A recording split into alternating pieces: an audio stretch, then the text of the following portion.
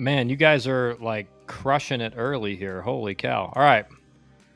Perfect timing. Flight delayed 18 hours and we've landed in Miami. Wow. That sucks. Flight delayed. Let's see who was first here. Or Canes was first. Buck B, were you flying with the team? Charles, what's up, man? Hey guys. Canes, there's nothing better than winning a regional at the moment for me. I'm on recruiting trail and I'm crooting. Crooting? Barks checking in. What's up, Barks? Buck B, congrats, Canes. Didn't think they'd get there. For real. I mean, team is on the way to the Ville. I might as well, but I have to ship now 130 orders in the next 6 hours. Good luck again, Canes. Coog says, Canes, wish me luck, Buck. Let's see. How's my hair? A little bit rowdy in the back there. You feeling super, Canes? Canes, if the Canes make Omaha and you are in attendance, I will commit to wearing a Miami hat in their opening game. Wow, that's a lot right there. Holy cow.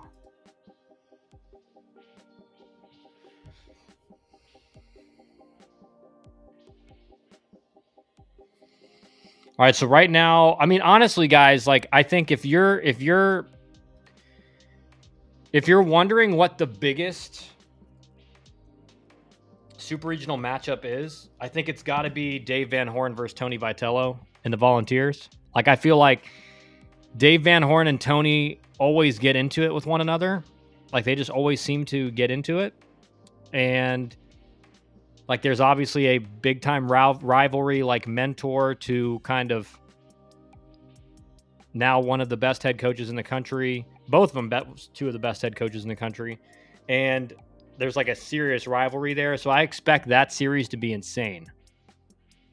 Kyle, just finished the D3 video. Super informative, especially the details like we look for how you get to second base, either with speed and on base or power. Yeah, I thought that was a great one. A great nugget there by Matt. Like, again, I think that's a really good way to look at it, right? Because if you're recruiting just solely based on OPS, right, a bunch of guys that can drive the ball, you're missing out on the guys, like he mentioned, that they hit for a high average and don't have as much power, but they can steal second. They can steal third. Like they can, and I always said this, like if you evaluated people that may have a lower OPS, but they're guys that steal bases, and you kind of applied that some way to OPS, like all of a sudden you'd see a lot more value in guys than I think they're given credit for right now. I didn't know about academic prospects. We'll look into it. Yeah, nice. Barks, Kyle, did you ever do the East Coast Pro event? Yes, I did. I played at East Coast Pro. I played there my junior summer. I was on the Georgia team. Played with, I played against Manny Machado there. Played with some really, really talented dudes. Like Cam Bedrosian was on that team. Obviously, he pitched in the big leagues a long time. Some of my teammates that ended up getting to Georgia Tech were on that team. But yeah, we played against some seriously. It's a very good event. Yeah, I mean, it's an extremely competitive event. It's all guys that are, generally speaking, like pro prospects. What's up, gang? What's up, Nine? So Miami, I haven't seen the schedule yet for Miami. Are they playing? When's their first game? I'm going to click on the Oregon. I mean, we're going to look over some of the D1 baseball regional previews, or super regional previews. Sorry, not regional previews. Let me sign into my account first.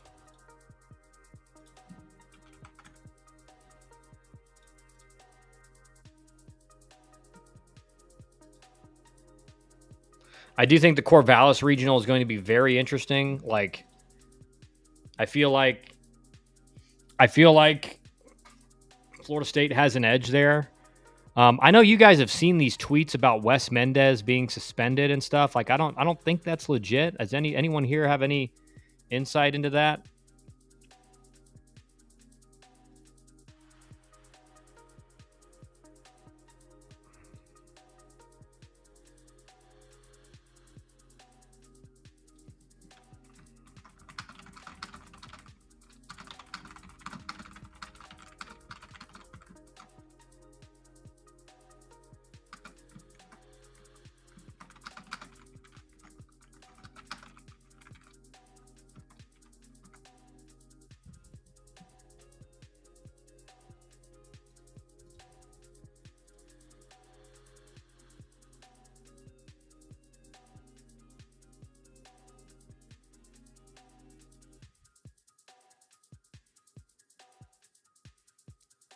Like and share. That's right, 954. Like and share, 100%.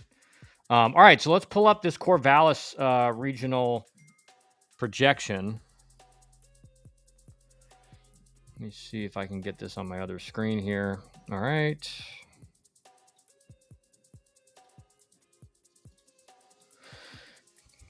Cap, what's up? I'm not completely sure, but the account that first tweeted out the Mendez thing is a troll account, so I'm almost super positive he's not suspended. Yeah, that would be. I mean, people have said just as bad, right? So, and I've never seen them get suspended. And that account did say like suspended for the super regional round, which made like no sense. They're not going to suspend him for the whole round. And he's a pitcher as well, so it's like that kind of is ridiculous anyway. But yeah, I was hoping not, because I mean he's like, listen, I don't agree with what he did. I think it's ridiculous. I think that's kind of a clown thing to do.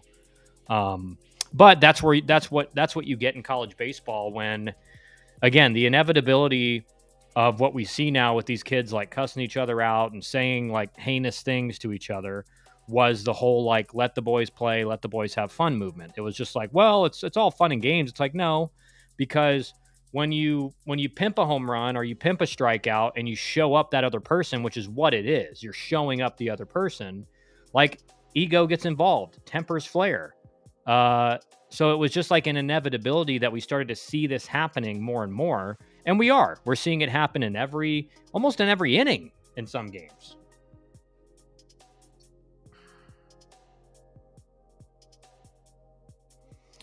All right, so marquee pitching matchups, obviously, like Florida State has one of the just craziest weekend rotations there is. I mean, you got three legit lefty studs. Like Valini can get it up in the mid 90s. Jamie Arnold can get it up in the high 90s. Maybe the first overall pick this year. And then Wes Mendez, same thing. He's like he sits like 93, 96. So just like it's very, very difficult to imagine Florida State losing a series. I mean, their pitching is just too good, and then their offense is really good to boot. I will say, watching Oregon State this weekend, like they had some serious arms. I just don't know if they can. I don't know if they're going to outmatch Florida State's arms. And the other reason is this, because Florida State's bats are way more attuned to kind of elite type pitchers. I don't know if Oregon State's bats are, based on their schedule, though they did make a great run out of the losers bracket to win their regional. Dusty, welcome back to the chat. Dusty, gentlemen, just needed to drop in here and offer my sincerest congratulations to Zach and Canes that you might be back. You know what? And I didn't say this yesterday, but I think I saw this quote, and Zach and Canes, you can correct me if I'm wrong, but I saw after Southern Miss just waxed Miami in the first game of the regional final, I think JD said something to the tune of, you know what, when you get close to achieving your goals, it gets harder. And as soon as I heard him say that, I knew they were going to win, because that's just what a boss says when he's not intimidated and he's not worried. He's like, listen, like when you get close to your goals, like things get harder and you get tested. And like the team that can rise above the adversity is going to be the best. And so I saw that quote from JD and I was like, yep, Miami's winning. Miami's winning. I've seen this topic discussed. Should they reseed after the regional round and then again in Omaha? I don't think so. I don't think so. I think that's part of the magic of it. Like I get in the regional, if you're going to do the regional system, I think you seed 32 teams. Like I think that makes it the most fair. But like I don't think it's the case that, you know, you were matched up with the regional. You should face the winner of that regional. I just think I think that's too much to me. Only concern with FSU is the number of strikeouts. Yeah, they do. They do strike out a bunch. But I do think, Buck, that they're just more attuned to good pitching. I just think their offense is going to show out more in Corvallis than I think Oregon State's bats are going to. I don't know, though. Car, are you finally giving the Beavs their props? I've always said, I want to make this perfectly clear, I've always said Oregon State probably should be a host. I didn't like where they were ranked. And I didn't like that they ended up getting a national seed, and they were, supposed to be like a high national seed at one point. I didn't agree with that, but I continuously said I do think they're a good team and a very good team. But I don't think you should be rewarded for just having a very good team on paper if you're not playing a challenging schedule. And that was my whole thing the whole time. Zach, Dusty, we won't be back till we are consistently hosting regionals and consistently in Omaha. Well, I think, Zach, what you have to understand is like just making it to the Super Regionals alone is a massive helium boost for Miami's program. Like again, I mean, if as a fan base you thought, oh, we're going to be terrible this year, and now they're one of the final 16 teams playing, and that does a lot for recruits. Like recruits want to do something like that. But if you seed 1 through 32, how do you avoid getting conference matchups in regionals? That makes it more difficult, Zach. And I think obviously there would have to be, they would have to change something in that ruling. I think you can do everything you do everything you can to avoid conference matchups. But again, I'm also like at some point, if the way college baseball is going, there's going to be too many SEC and ACC teams in the regionals to avoid conference matchups, right? And I think that is part of why you see some ACC teams not getting hosts. Like I think that's part of it, because if you had Georgia Tech as a host this year, or one of the other teams who was probably deserving of it, like NC State or whoever, it would make it to where it's almost impossible to not have a conference matchup, right? And so, and it looks like that's where we're heading.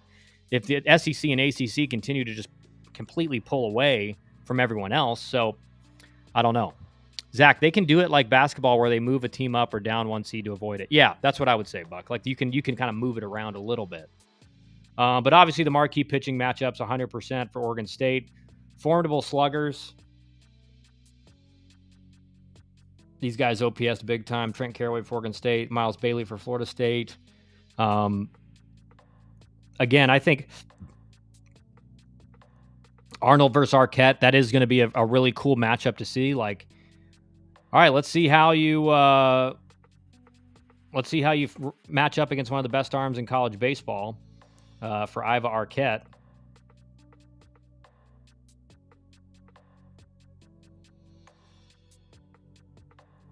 Elite defenders throughout the diamond. Again, I'm going to go with Florida State in this one. I think they're just more, again, it's like there's something about playing a difficult schedule that kind of hardens you for postseason play. When you play, like Florida State played a very difficult schedule and obviously would have been even more difficult if they played Virginia. But it's like, I think Florida State gets the nod there. I think they have a little bit better starting pitching as well, obviously at the top end with Jamie Arnold, but they're two guys behind him are like the two guys behind Jamie Arnold on a lot of teams could be Friday guys in the ACC or the SEC, like no doubt about it.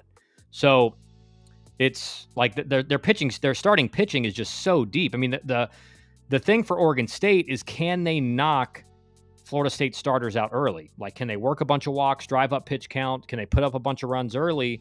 Then it bodes well for Oregon State, because Florida State's bullpen is a little bit of a weakness. I wish they would just go to having 3 rounds of best of 2 out of 3. I think they will eventually, Zach. Like, I do think, and this is the main reason. I think the main motivator for that will be, one, it's an extra weekend of games that get tuned into, TV ratings, everything.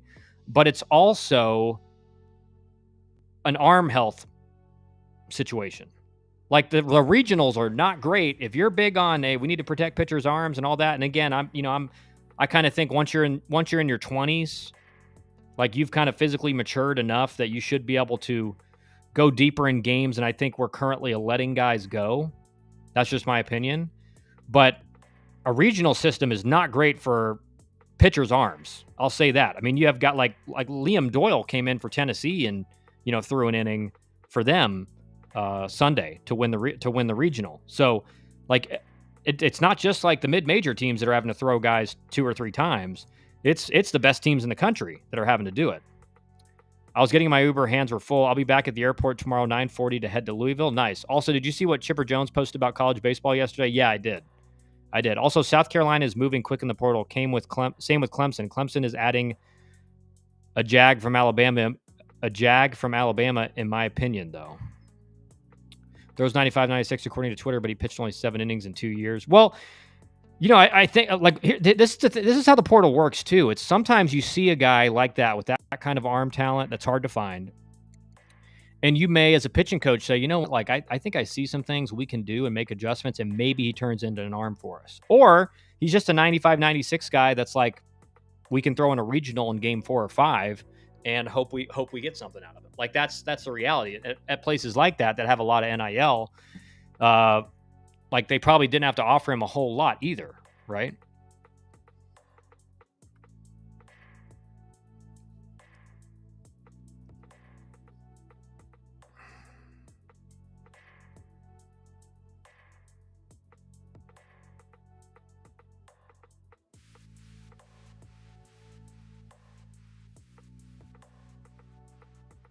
All right, so that's the Corvallis Regional. The Coastal Auburn one's going to be an interesting one as well.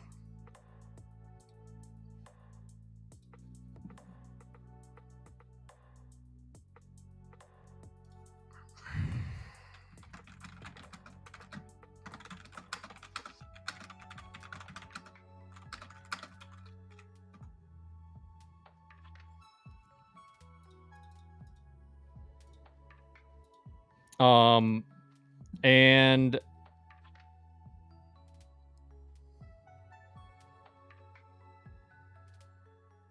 I think Coastal Carolina obviously I think like Auburn's going to be the favorite here, but Coastal, man, I don't know how you root against Coastal, dude. I don't know how you root against Coastal.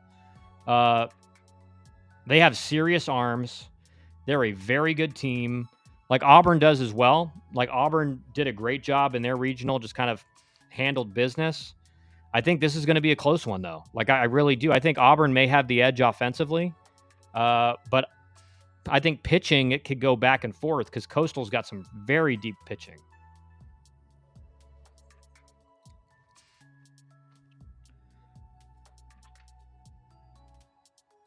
It's going to be interesting as well to see what Miami decides to do with their pitching rotation.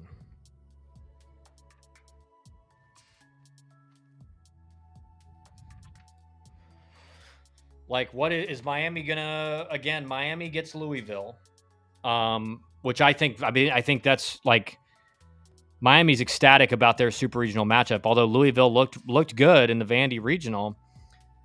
Again, Miami seems to be getting kind of a really nice path to the College World Series, man. Like you could have got Arkansas, you could have had so many. I mean, obviously they would have gotten Vandy or whoever won that regional, but it's just if you look at the teams remaining, you're looking at it's like Miami. If you picked those 16 teams remaining, who would you want to play if you're Miami? And there's you may think UTSA, you may think Murray State, but then it's like, all right, maybe Louisville, right?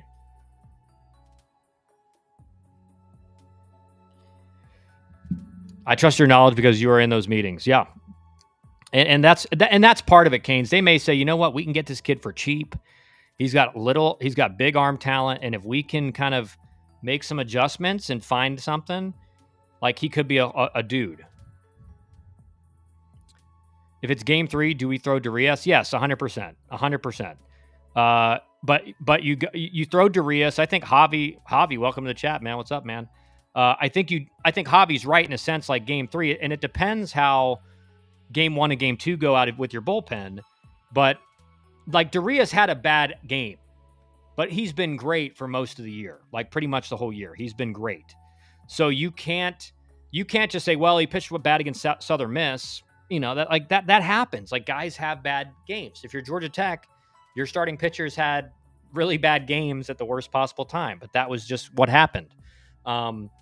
And I do think Miami, again, is like a better team in a 3-game series than they are in a regional, because you can just throw your big time arms.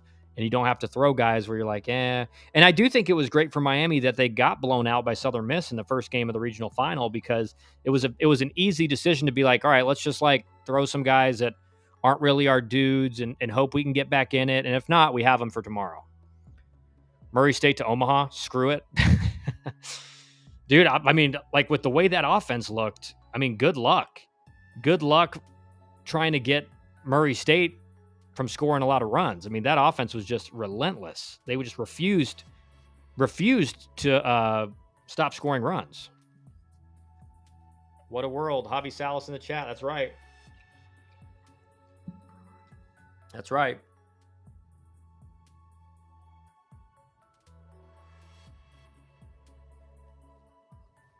All right, let's see.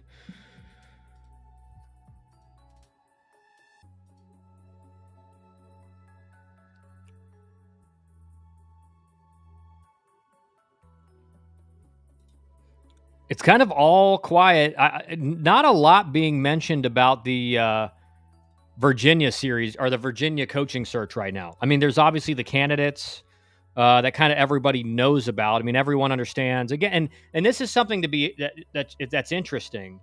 The longer the Virginia coaching search plays out, the more scared the Duke fan base should get. Because I do think obviously there's some great candidates for Virginia. You got Jim Penders at UConn. You got Mike Glavin at Northeastern.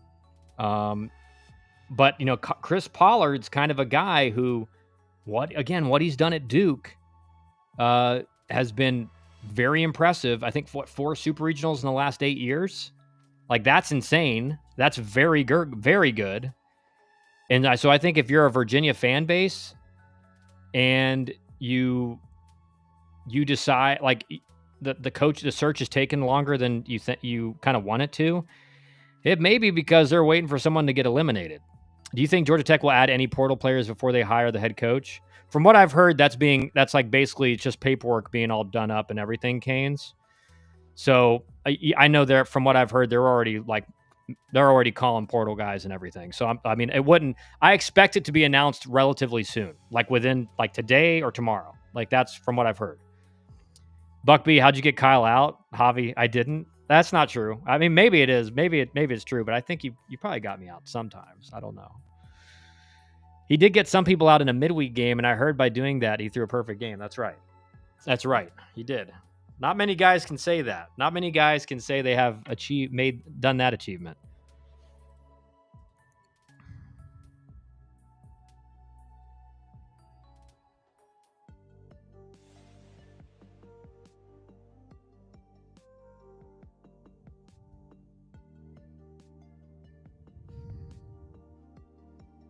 Javi's just gassing me up though right now. That's what he's doing.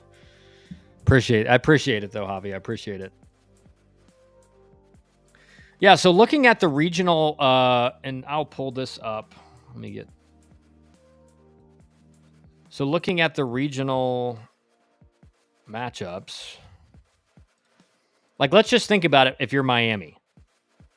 Like, if you're Miami, all right, you probably don't want to face Florida State. You don't want to face Oregon. And again, like I said, we know the regionals are matched up. I'm just saying, if you're looking at the difficult type opponents you could be playing, Arizona you'd be okay playing Arizona, even though they've looked great. Not UNC, not Coastal Carolina, not Auburn, probably not UCLA. UTSA, you'd say, all right, yeah, if we could pick one, that might be one. But they beat Texas, man. They beat Texas. Murray State, you probably think that, but again, that offense looked unbelievable. Duke, you probably don't want to play Duke. LSU, definitely not. Arkansas, definitely not. Tennessee, definitely not. West Virginia, probably not. So I think Miami gets, like, maybe if you're just looking at this based on how these teams looked at the end of the regular season, you would say, man, yeah, Miami will take Louisville 100%. What are we thinking in the Duke-Murray State matchup? Heard they are putting in bleachers on campus at Duke. They have to be, bro. They have to be. There's not a lot of seating there. There is not a lot of places to sit. They have to be bringing in stuff for people to sit. I will say I hope, I don't expect it to happen, but I hope that AJ Gracia gets his suspension revoked. That was the dumbest thing. I mean, the fact that the umpire even threw him out, ridiculous. But yeah, I think you're right, Buck. UTSA has they're facing UCLA, right? They could be matched up against another SEC or an ACC team. They're matched up against UCLA, which again has looked really good. I do think they had kind of, it wasn't a crazy difficult regional for UCLA, just to be honest. So I think UTSA is pretty ecstatic with that matchup. And I think Murray State's pretty ecstatic with the Duke matchup. I mean, Duke was solid all year, but they were definitely not like a top 5 or 6 team in the ACC. So I think Murray State feels pretty good about their matchup. But the thing for Murray State is, do they have enough like Duke's left-handed hitters are scary. Like Duke's left-handed hitters are very scary, especially if Gracia is back in the mix. I mean, I know if he misses one game, that sucks for Duke. Like that is a big difference maker. He was one of the best hitters in the country the second half of the year. And so to have him out of your lineup, I mean, that's a massive hole. And, the question is if Murray State wins game one without Gracia and it's like a 1-run game, that's going to be a very, very frustrating scenario for Duke. But I said it before the Athens regional. I think Duke is just a team that if they play well, like they really can beat anyone because they got so many left-handed bats. And if a team doesn't have equalizers to get those guys out, and a good number of them, then Duke in a 3-game series or especially in a regional format is just gonna they're gonna run you out of the park with their left-handed bats. Buck, yes, I agree. Cap, UTSA, yeah. I mean, listen, like I said, guys, it's all about that super regional matchup, and somebody like Texas, Tennessee, Arkansas, could go either way. LSU, West Virginia, I think same thing. I think you're gonna favor Duke in the Murray State matchup. You're gonna favor. I don't think you're really gonna favor UCLA as much as people think you would against UTSA with how they played. Auburn and Coastal Carolina, I think, is going to be a pretty even matchup. UNC, I think, is going to be considered a favorite over Arizona. Florida State and Oregon State are going to be, again, another pretty even matchup, maybe a little bit favored to Florida State, even though they're in Corvallis. And then Miami, Louisville, it's like flip a coin. Miami, Louisville is just flip a coin. And again, part of Miami's dominant or play in the regional was like Daniel Cuvée was unbelievable. I mean, he was so good. UTSA has a Kyle S. Kidder with almost 100 hits in legit pitching. Love that. Almost 100 hits. Almost. If I could have got to a super regional, I would have had 100 hits too. That's for sure. If I could have my dream Omaha purely based off the fans and hats I can buy, Miami, UTSA, Oregon State, Murray, UNC, LSU, Coastal, Woo Pig. You don't want the Tennessee Volunteers? Oh, I hit my camera again. What else is new? Would be nice to have 3 mid-majors there. Yeah, I mean, it's possible. Like it's possible, to make the field, as far as representation for your conference. I mean, mid-majors or for your mid-major versus Power 4, SEC had 4 teams. Mid-majors had 3. ACC has 5? 1, 2, 3, 4, 5. Yep, 5. I saw the numbers this morning. The ACC just, I think, went 7-2 maybe against SEC teams or something like that, and the ACC just performed very well in the regionals. Not including my Yellow Jackets, but their offense looked good. That's for sure.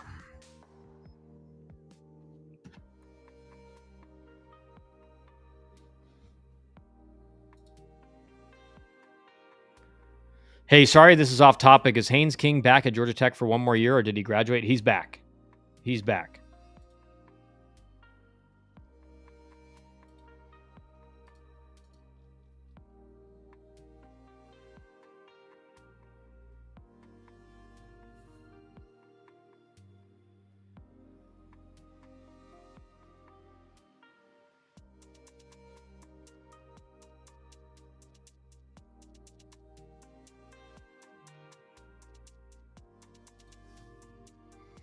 And that's why I think a lot of people expect Georgia Tech to be like, there's a lot of people predicting that Georgia Tech will be ACC champion, or at least in the ACC championship game, because they are getting him back.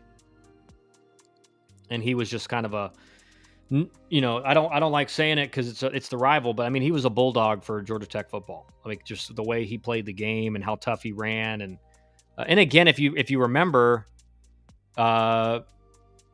Georgia Tech football last year, Haynes King, he missed a few games, and even when he missed like 3 games or 4 games, and even when he returned, like he couldn't throw the ball farther than like 15 yards. He was just throwing a bunch of 5-yard slants and outs and screen passes, and so like if you get him at full strength for a whole year, like last year, there was a very good chance that if Haynes King had been healthy the whole year, Georgia Tech would have made the 12-team playoff. Like, that's how good they were. Texas was awesome all year, and UTSA handled them well. That's right.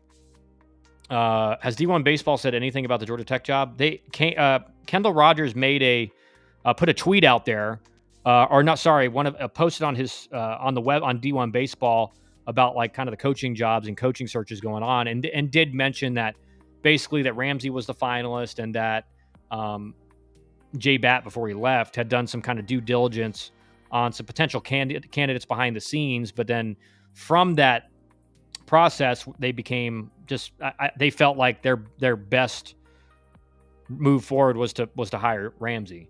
And again, from what I've heard, like that, it's just paperwork's being done. I's are being dotted, T's are being crossed, and basically, and the whole staff's going to be retained. And I'll leave it. There's one guy whose position is changing, but I'll leave that for. I don't want to say that too early, but it is. From what I've heard, it's a done deal, but he's going to be the associate head coach. Scary times for mid-major teams showcasing their underclassmen on national TV. Yeah. For God's sakes, don't do good, man. Don't ball out too hard. Like, just hit a bunch of singles or doubles. Like, don't hit any home runs.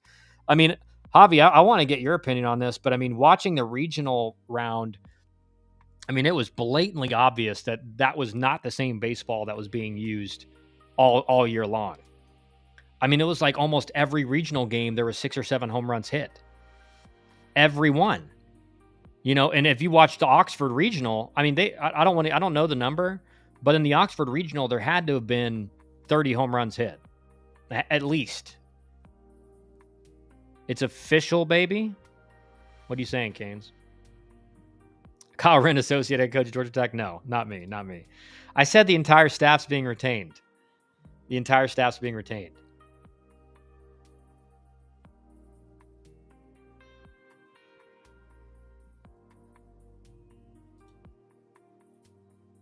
Now he's going to funnel ESA players to Georgia Tech like Lazare did for Miami. Well, I've been in contact with Anderson at Miami, all right, Kane? So I'm trying to help you guys out too. And to be honest, like sometimes it's just about, like, just because Miami likes a guy doesn't mean Georgia Tech will like them. And just because Georgia Tech likes a guy doesn't mean Miami will like them. So sometimes, like, you send a guy who you think, man, that guy could be really good there. And coaches are just like, I don't know. Like, I think it's, he may not, I don't know. There's something about it I don't like. And then you send it to another equal caliber school and they're like, oh yeah, we love him. Speaking of baseballs, MLB stats actually show there's more drag on that ball this year than last. They continue to tinker. Yeah, they change the balls every year. And again, how do you, like, the baseball should be a constant. It should be a constant in the formula. So how do you evaluate pitchers? How do you evaluate hitters if every year the ball's flying differently than in years past? It's just, it makes no sense why they do that. Or at least be out in the open about it and stop being shady and changing it behind the scenes. Zach, didn't Wake hit like 17 home runs alone? I know they had 15 going into Monday. Yeah.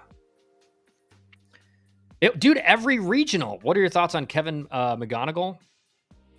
I'd have to look more. Arizona hit so many bombs, looked like a video game. Dude, it was every regional. I mean, I'm just seeing home run. It's like dude, in the Oxford Regional, the games between Georgia Tech and Murray State, or Murray State and Ole Miss, it was like once an inning a guy was hitting a home run. Like, I could not. It wasn't just like there was some guys hitting home runs. It was every inning or two there was multiple home runs.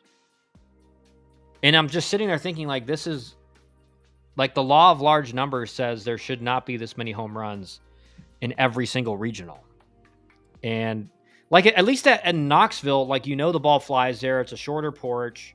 But it was everywhere. It was everywhere. I mean, Oregon was hitting, like the Oregon Eugene Regional. There's home runs flying everywhere. It was bad. They're adding a little bit more Mississippi mud to the balls. Yeah, I mean, whatever it is. And if they're not just totally different, more tightly wound balls in general.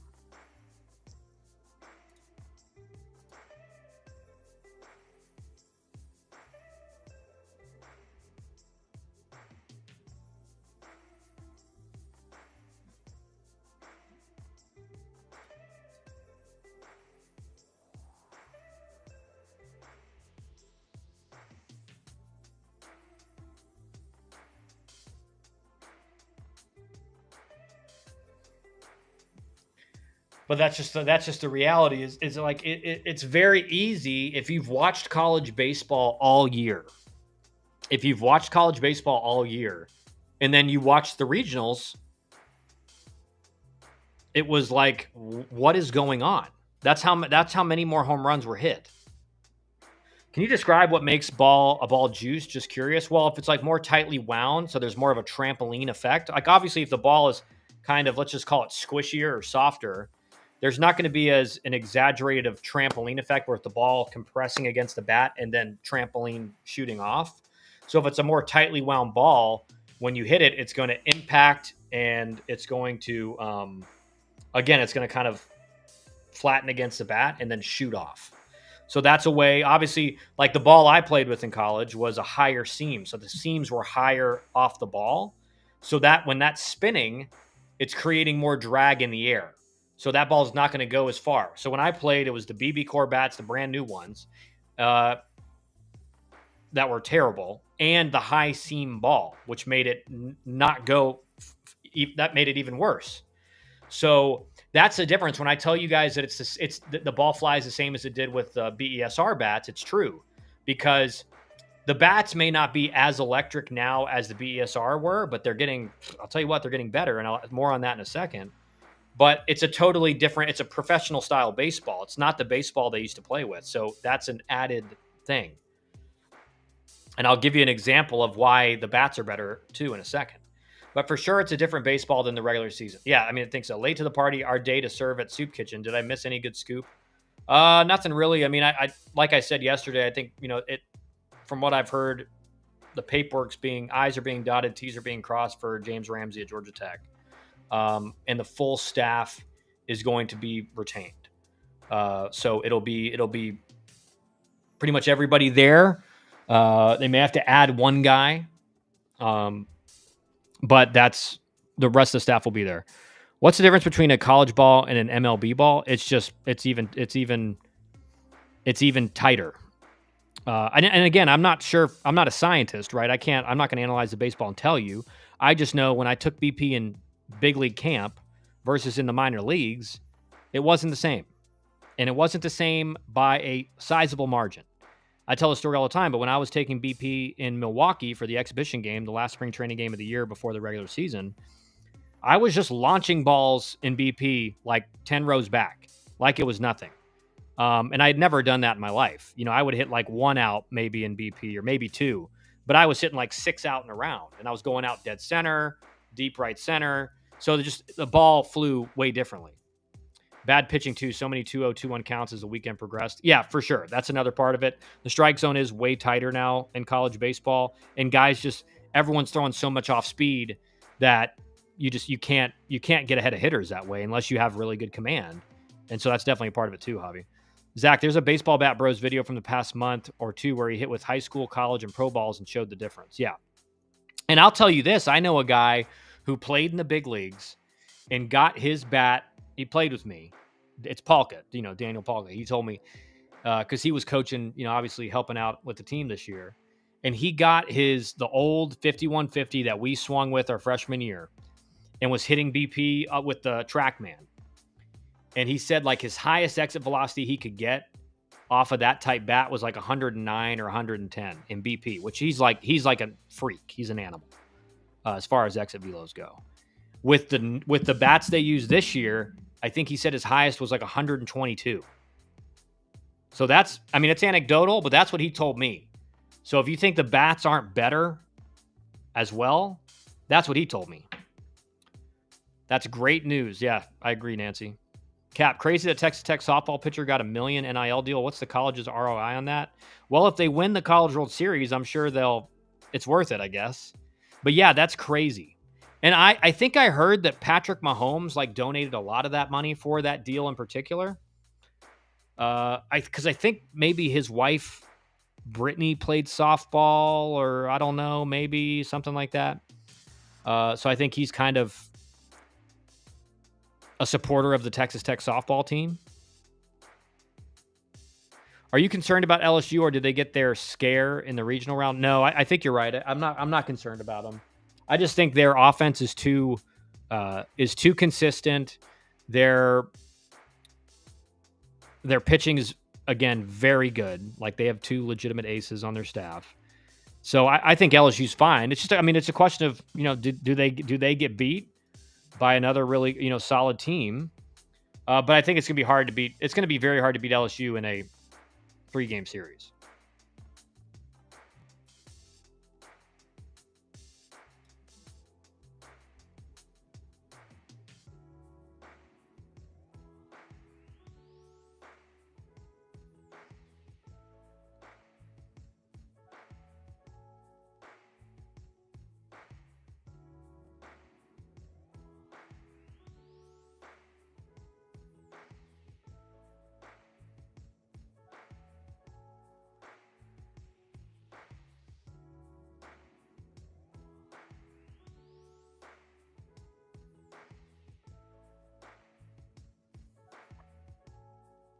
Jim Ski, what's up, Jim? Did you happen to catch one of the broadcasters in the Louisville Wright State game say, "Don't count on college scouts being in Atlanta looking at high school players this year"? Thoughts?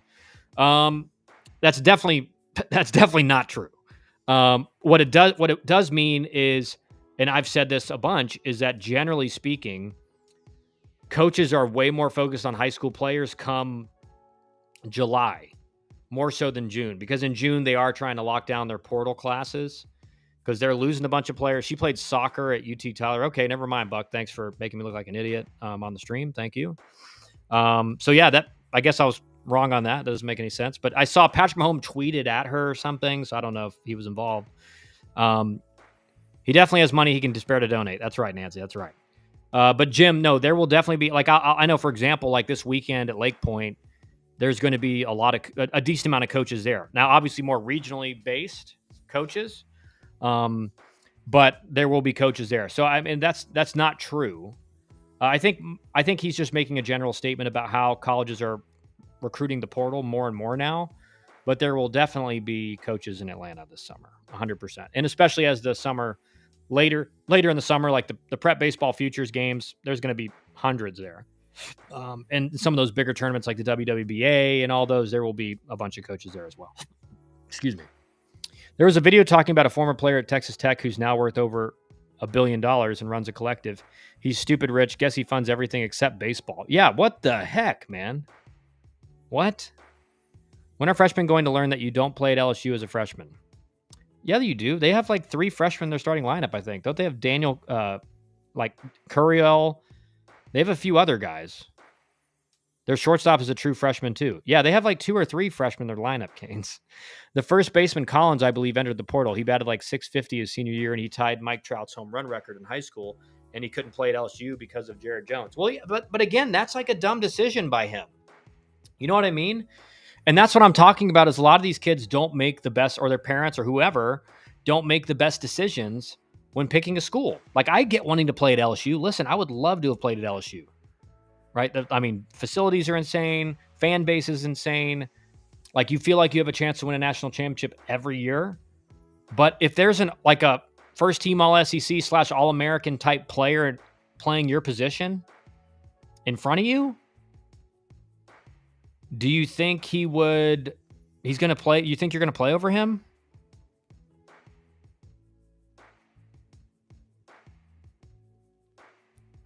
One of the best true freshmen in the country. Yeah, Curiel was like, everyone expected him to be one of the best freshmen in the country. Miami, Milam, LSU shortstop, is a sophomore. Yeah. They do have, I know, like halfway through the season, I think they had 3 guys maybe in their lineup or something like that. But I mean, what you're saying, Canes, is true. Generally speaking, in the SEC, it's very difficult to play as a freshman, no doubt. And the ACC as well. Unless you're Georgia Tech and they get 4, they have 4 freshmen in their starting lineup. Thought it was odd he was that specific. Yeah, I just think that's, again, I don't know who was doing the broadcast, but it sounds like they don't really know what they're talking about, just to be honest. Because have we seen less coaches out in the last year or two compared to years past? Yes, but that's just a product of the portal. They're still out there recruiting high school kids, 100%. But the bigger, kind of concentration of them come to the tournaments that are more really in July.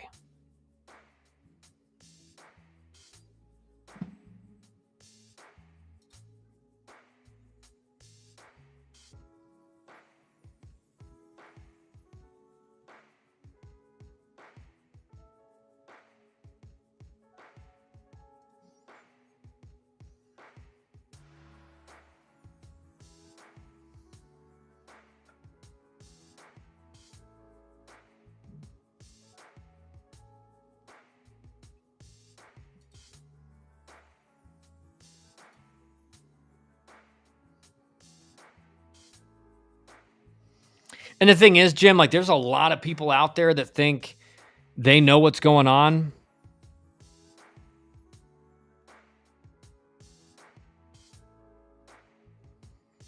What do you think the real story is with William Schmidt at LSU? The fan story is he turned down high first round money to go there. That's code for teams not wanting to pay him to me. It definitely can be that, Lost Highway. But for example, like Drew Burress, I know for a fact turned down 7 figures out of high school. So there are certainly players and people that will say, yeah, I turned down a lot of money and they didn't get offered what they really wanted. That's definitely true. I don't know. I'm not close enough to that story to know exactly what the truth is, but it could be either one. Like there are guys that turn down like over $1 million in the draft and go to college and either never play pro ball or they get a fraction of what they would have got out of high school. I think Drew Burress is going to be fine. Like he's probably going to get more money than he got offered in high school. But I don't know. I can't speak to what actually is real Highway because I just don't know enough. Hope UTSA can go to Hollywood and write a storybook ending. How the Road Runner made it to Omaha. Yeah, dude, I think they can. I mean, they got pitching, man. Like they got serious pitching. And Jim Schlossnagle said it as much. He's like, man, that's a real team. Like that's not a mid-major team. Like that is a really, really good team. There are 11 Frosh on LSU's roster. Of the position players, only Curiel regularly started. They did have 2 or 3 out of the pen who contributed regularly. Arms have a better shot, for sure. How's Dusty doing? Was really upset the other day. He's doing better now. Lost Highway. First round promises never happened, though. Maybe third round. What do you mean first round promises? It's not really as much about the round for most guys. It's about the money. And so if a team's willing to overpay in the third round, first round type money, again, nowadays, like over $1 million, like $1 million is like third round money now or late second round money. So that it could be that. I don't know. I don't know enough about the story, but again, it could be true, could not be true. It's not worth speculating on. Funny, ESPN is making Arizona play at 9 a.m. their time on Friday. Yeah, that's crazy. That's crazy. The West Coast teams, man, like unfortunately, if you get like a lot of the best teams are on the East Coast or close to the East Coast, so if you're having to travel that way, I'm sure that Arizona is probably already there though. Like Arizona's, so they'll be acclimated. They'll be fine. That's what I mean. First round is like $3 million plus for high school. Yeah. So it depends on what his number was. I don't know what his number was. Guys do lie about that too. Like I knew not many, but I knew definitely a few guys who would, said, my number was this. And you're like thinking, you're looking at him like, what? You were never going to get that kind of money. And most guys aren't good enough players to say what their number is. Like you just kind of, whatever the team gives you is what you get. I was one of those guys. Like whatever the team gives you is what you get. Not to say I wasn't a good player, I was, but it's, the guys that can demand a number are generally first, second round type guys. And if they do demand a number and a team doesn't think they're worth it, they go lower.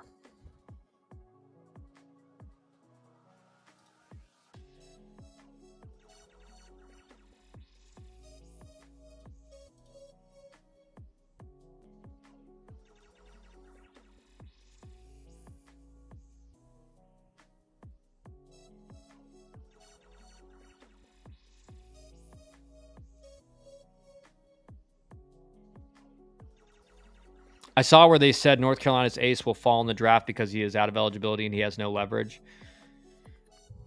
Yeah, I mean the question, like the thing is this: if the thing that I see with Knapp is he's got very good command. His fastball is not overly impressive velocity wise. Like again, I think people don't understand is like a 93 mile an hour fastball in pro ball is like, oh, you're like licking your chops. Like that's not an impressive fastball at the professional level anymore. And so I do think it's about if you think other teams are going to take him. If you think he's legitimate, He may lose some money, but I still think he's going to get a decent bonus. Maybe he'll probably be under slot, but he's not going to be way under slot. What's your guess on how many guys will be in the portal? I mean, shoot, man. It's who knows, but it's going to be, I don't know. I mean, it's obviously it's already multiple thousands, but it's probably going to be a lot. I mean, it's going to be a massive amount. And it's just going to keep being the reality every year until something changes.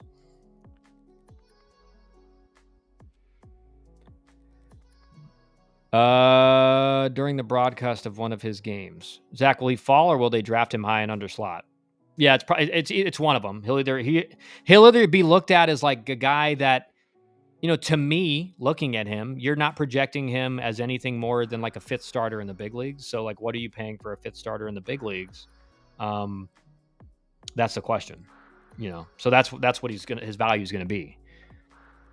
What happens to LSU freshmen who don't play? How many coming back for sophomore year versus portal? Good question. It depends on who has more NIL coming in, who thinks they have a good chance of playing. Again, at LSU, it's going to be like if you don't play as a freshman, they're going to reload with guys, So it's hard to say. Good point, Buck. Definitely will underslot him. Yeah. Can confirm Arizona left today, worked out here yesterday in Tucson. Yeah, that's what I figured. I mean, especially it's even more like Miami's on their way to Louisville right now. But it's very important if you're Arizona and you're going a bunch of time zones, you need to get over there quickly so you have a couple nights to acclimate at least. JD, 11 guys just from UVA in the portal. Yeah, I think it's more than that. Zach, JD, I heard it was over 20. Yeah, that's like I said. I mean, Virginia's, unless they can really get a coach here soon and revamp in the portal, they're going to be young next year, and they're probably going to have some growing pains because they're like all of their best players have left to go to Mississippi State, pretty much. Is there a way to see the portal, or is this all from public rumors? You have to know people that have access to the portal, like generally coaches and everything. There's no like official, I don't think, database with everybody in the portal. There are things like there's a bunch of different kind of softwares out there that you can fill out that you're in the portal, but it doesn't have every single portal player in it, if that makes sense. I think what 64 Analytics is doing is awesome. Like they're ranking the portal players.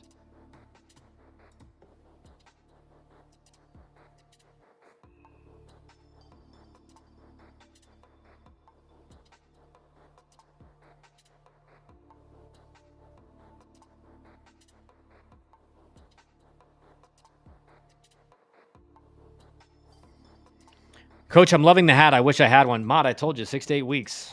6 to 8 weeks. In today's college baseball, you have no time for a long search. You better key in on a coach quickly and offer him the job and hope he takes it. Well, the only thing I would say about that, Zach, is if you have the right candidate in front of you, yes, you move quickly. But for Virginia, let's say Virginia thinks they can get Pollard. Maybe they've reached out to him and they think, okay, we can get this guy. Then reason you will wait is if you get a top tier type coach. That's the only time. But you're right in a sense. Like things have to move much faster now. Javi, the longer the hires take, the more difficult the rebuild. I assume all of UVA signees have the 30-day window to reopen recruiting. Yep, and we have a pitcher committed there right now, who is kind of, I think, waiting to see what our rule of thumb for our clients is. Like, wait to see who gets hired, and like we'll talk and see if you think that makes sense and everything. But that's always my advice to kids, especially guys who are going to be, on campus next year, or they're going to be on campus this year. Don't make a rash decision and just decommit right away. Wait till you see who you're going to be playing for, and see if it makes sense, and try and get in contact with them. Unless you did what Mississippi State did and fire a coach midseason. Yeah, and that's why they did it, man. That's why they did it. So they could, do some stuff behind the scenes. I wonder if the UTSA coach would leave for Virginia. I'm sure he probably would. The question is like, is that a guy Virginia's going to go after? I don't think so. I don't know enough about his background to be fair. So maybe there is some connections there. But generally, they like guys that have had success recruiting in that region before, unless again you're a Jim Schlossnagle or a Tony Vitello or someone like that, right? Are the coaches you are talking to planning on a 40-man roster? These big schools are just going to be able to keep offering money and get the cream of the crop. Actually, no. A lot of the schools I'm talking to are saying we're going to be at 34, like because our school wants to save money. Now it could be different at like an LSU. It could be different at a Clemson. It could be different at a Tennessee or whatever. I think schools like that are still going to bring in a lot of guys in the fall, especially this fall because they do have the ability to bring in more than just 38 because they've kind of said that rule will go into effect not this coming season, but next fall. But a lot of the schools who aren't in that like super NIL funding category, their schools are saying, hey, we're not grandfathering players in unless we're mandated to do it. And even if we are, like we're going to be at 34. So they can have their grandfathered in clause or whatever, but they're not going to be on our team. They can transfer. So that's the reality is like a lot of these schools are saying they're not just going to run out a bunch of grandfathered in players for the season. Pollard makes a ton of sense. Currently at a school with high academic standards. I think he re-upped after he was involved in the Miami search. Yeah. And the question is like, is Virginia going to be a place that can poach him from Duke? I do think he likes where he's at. But I do think, I mean, listen, he's got to be, if Virginia is, let's say Virginia is negotiating with him like right now. And like basically, if I was Pollard, I would be saying, listen, to the Duke administration, like we need a massive, massive upgrade to the baseball facilities. Because, I mean, again, Duke's just being left behind. I mean, all these places are consistently getting upgrades, like a new building here, a new pitching lab here, like new hitting tunnels here, added stadium seating. Like Georgia Tech just did that massive renovation 3 years ago. That's insane. And like Duke, if you go to Duke's field, you're like, what? Like this is an ACC team that's been to a super regional 4 out of the last 8 years and won an ACC or 2 ACC championships. And this is what they're working with. It makes no sense to me. How good of a job is Virginia? I mean, Virginia is a really good job. I mean, I think the question is, was Virginia a top tier program because of Brian O'Connor, or was it because of let's be real. I mean, Brian O'Connor turned Virginia into what it is. So like Virginia, the name brand Virginia is a top tier facility or facility program. The question is, with Brian O'Connor gone, can it maintain that brand name quality? And I don't know. I mean, obviously with super conference looming and stuff, I do think that was part of O'Connor's decision. That and like he goes to Mississippi State, they're going to give him as much money as he needs to get guys in the portal and everything. And I just think they have an elite coaching staff. Just to be fair, I mean, Mick Mullen is